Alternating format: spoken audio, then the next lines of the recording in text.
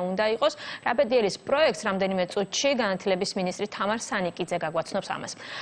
სხვა სიახლეების შესახებ გიორგი მარგველაშვილს პრემიერ-მინისტრმა დღეს იმედი ერთგვარად გადაუწურა. ირაკლი ღარიბაშვილი მარგველაშვილის საპარლამენტო გამოსვლას არ დაესწრება.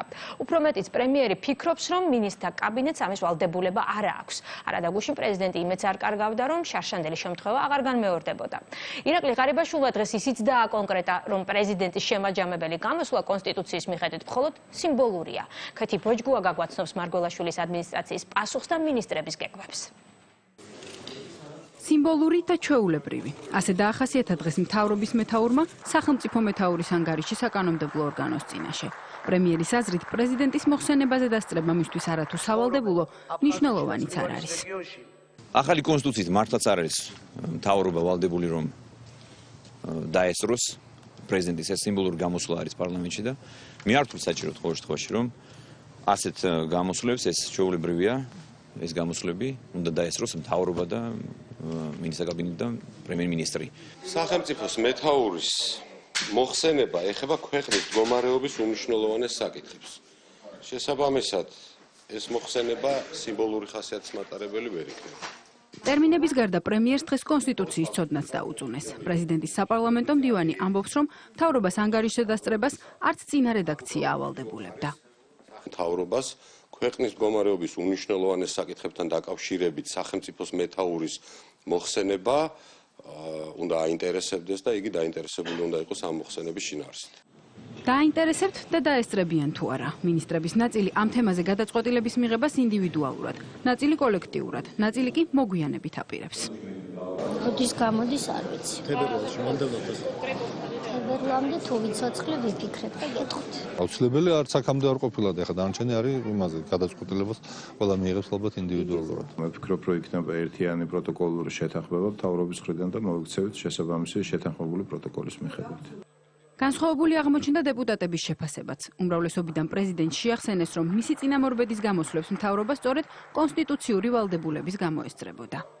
მთავრობა პასუხისმგებელი იყო პრეზიდენტის წინაშე, პრეზიდენტი წარმართავდა ქვეყნის საშინაო და საგარეო პოლიტიკას. დღეს მთავრობა თავად ახორციელებს აღმასრულებელ ხელისუფლებას. ოპოზიციაში კი მთავრობას ინსტიტუტების უპატივცემულობასა და არასერიოზულობაში დასდეს ბრალი. რაღაცნაირად ვერ გაერკვნენ ალბათ ინსტიტუტები რა არის ქვეყანაში, რა არის პარლამენტი, რა არის მთავრობა, რა არის პრეზიდენტი. ჩვენ გვყავს პირდაპირ არჩეული პრეზიდენტი, მოგწევს არ მოგწევს, ხალხს უჭერთ, არ უჭერთ, ამას მნიშვნელობა არ აქვს. ინსტიტუტების უპატივცემულობა და ამგვარი მოქმედება მთავრობის მხრიდან პრაქტიკულად დემარში გამოდის, რა თქმა უნდა, არ გამოადგება ქვეყნის იმიჯს. იმედი, რომ მის ანგარიშს მთავრობა წელს მაინც მოусმენს, გიორგი მარგველაშვილმა გუშინ გამოთქვა. გასული წლის თებერვალში პრეზიდენტის სიტყვას პარლამენტში მინისტრთა კაბინეტის არც ერთი წევრი არ დასწრებია. საქართველოს პრემიერ-მინისტრმა ლიკანში 5 ვარსკვლავიანი სასტუმრო რიქსოს ბორჯომი გახსნა. პროექტი, რომელიც 48 მილიონი დაჯდა, საპარტნიორო ფონდმა ყაზახურ კომპანიასთან ერთად განახორციელა. ახალ სასტუმროში უკვე 200-ზე მეტი ადამიანი დასაქმდა. ეს საქართველოში რიქსოსის პირველი სასტუმროა, რომელიც თანამედროვე ინფრასტრუქტურით, საკონფერენციო დარბაზებითა და სათამაშო მოედნებით აღიჭურვა.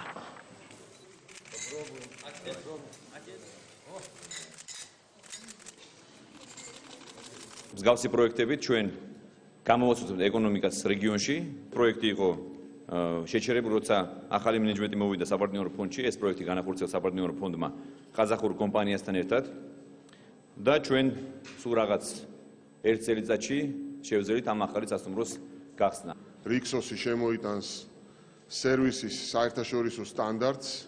ძალიან მნიშვნელოვანია, იმიტომ რომ ყაზახი ინვესტორები სრული მასშტაბით ბრუნდებიან საქართველოში. ეს ინვესტიცია მნიშვნელოვანია რეგიონისთვის, დასაქმებისთვის. რა თქმა უნდა, ამ სასტუმროს გახსნა ხელს შეუწყობს უკვე მიმდებარე ინფრასტრუქტურის განვითარებას და სხვა მცირე საწარმოების განვითარებას, რაც არანაკლებ მნიშვნელოვანია. 200-მდე ადამიანი ავიყვანეთ ჩვენ აი ამ სასტუმროში, რომელიც მუდმივად მუშაობს დღეს აქ და გარდა ამისა 50-ზე მეტი ეგრეთ წოდებული კოოპერატივი არის კავშირში ამ სასტუმროსთან გარკვეული მომარაგების კუთხით. ეს არის პირველი 5 ვარსკვლავიანი სასტუმრო რეგიონში, ეს არის პირველი 5 ვარსკვლავიანი სასტუმრო რიქსოსის სისტემის საქართველოში. რეკლამის შემდეგ თამარ სანიკიძესთან ერთად ტექნოლოგიური უნივერსიტეტის ბედს გავარკვევთ.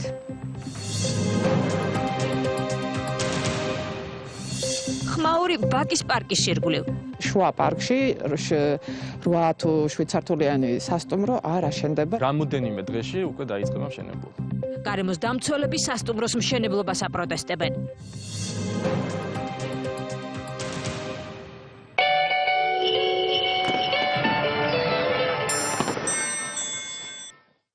იჩქარე, გაიტანე ტექნიკა, დაიბედე წარმატება. შენც მოიგე ტექნობუმში.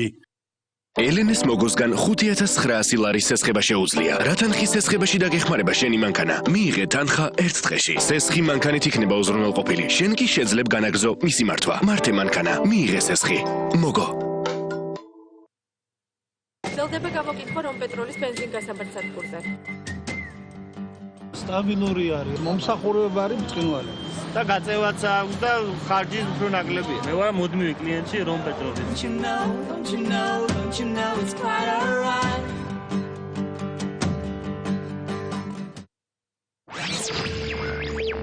კომპანია ჯიოფიდი აწარმოებს სასოფლო-სამეურნეო დანიშნულების საკვებს. ჩვენ სარგებლობთ სახელმწიფო კრედიტით აწარმოეს საქართველოში, რამაც მოგვცა გადაიარაღების საშუალება. ძირითადად ვამუშავებთ საუკეთესო ხარისხის ქართულ ნედლეულს. საწარმო მუშაობს უახლესი ტექნოლოგიებით. ერთი წელიწადია რაც მუშაობთ და ჩემს შვილებთან ხელცარიერი აღარ მივდივარ. რომ არა დღევანდელი მთავრობის თანადგომა ჩვენ რა თქმა უნდა ამ საქმეს ვერ გავწდებოდი. ნოუთბუქი Acer-ი, ფასი 559 ლარი. ნუ გადაიხდი ზედმეტს. ტექნობუმი. ვერ წახვალ წინ თუ არ გადადგამ ნაბიჯს.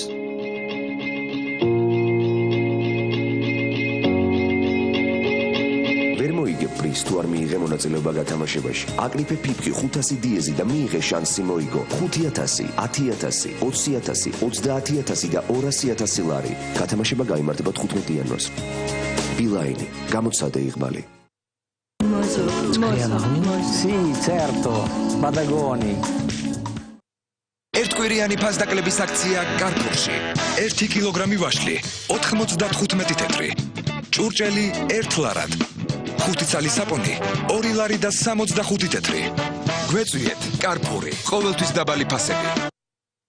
იჩქარე, გაიტანე ტექნიკა, დაიბედე წარმატება. მოიგე 9 მილიონი ლარი.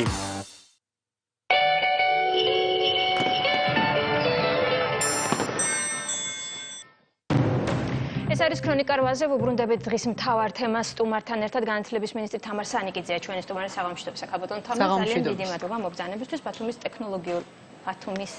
ტექნოლოგიურ უნივერსიტეტზე უნდა ვისაუბროთ, მაგრამ ვიდრე უშუალოდ დეტალებს გავარკვევდეთ, მანამდე უნდა ვთქვათ, რომ ეს საკითხი ერთგვარი პოლიტიკური ბრალდებების თემად იქცა.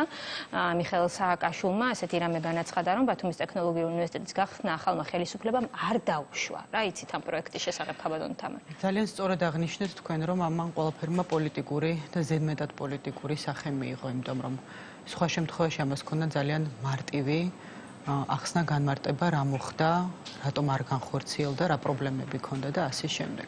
ჩვენ ვიცით რომ 2011 წელს გარკვეული საინიციატივო ჯგუფი მუშაობდა ამ კონცეფციაზე. რომელმაც დასრულებისთანავე ეს კონცეფცია წარადგინა პარტნიორ ორგანიზაციასთან, ეს მხედველობაში მაქვს მილენიუმის კორპორაცია. მათ რა თქმა უნდა ჩაატარეს ყველა ის ანალიზი, რომელსაც ნორმალურად ატარებენ ხოლმე და პასუხი იყო აბსოლუტურად ნეგატიური და დასაბუთებული, რატო იყო უარყოფილი ცალკე მდგომი შენობა და მასში განსახორციელებელი საგანმანათლებლო პროგრამები. ეს იყო ძალიან ძვირი, ეკონომიკურად არაეფექტური, გათვლილი იყო ისეთ ოჯახებზე, რომელიც იყვნენ შეძლებულები და შესაბამისად ელიტარულ უნივერსიტეტად ჩამოყალიბდებოდა, არადა მილენიუმის კორპორაციის ასე ვთქვათ მუშაობა ცოტა სხვა კუთხით უწევს, ეს არის სიღარიბის დაძლევის და ეკონომიკური განვითარების პროგრამა.